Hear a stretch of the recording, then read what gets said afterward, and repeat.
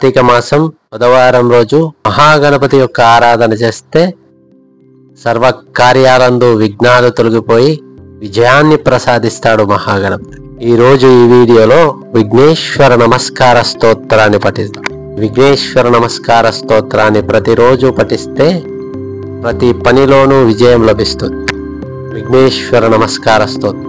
ప్రాతస్మరామి గణనాథ మనాథ బంధుం సింధూరపూర పరిశోభిత గండయుగ్మం ఉద్దండ విఘ్న పరికండన చండ దండం ఆకండలాదిసురనాయక వృందవంద్యం ప్రాతర్నమామి చతురానన వంద్యమానం నిత్యానుకూలమఖిలం చ వరం దదానం తం తుందిలం విరసనాదిపయజ్ఞసూత్రం పుత్రం విలాస చతురం శివయో శివాయ ప్రాదర్భజామ్యపయతం ఖలు భక్తశోక దావానలం గణ విభుం వరకుంజరాశ్యం అజ్ఞానకానన వినాశన హవ్యవాహం ఉత్సాహవర్ధమహం సుతమేశ్వరస్య లోకత్రయమిదం పుణ్యం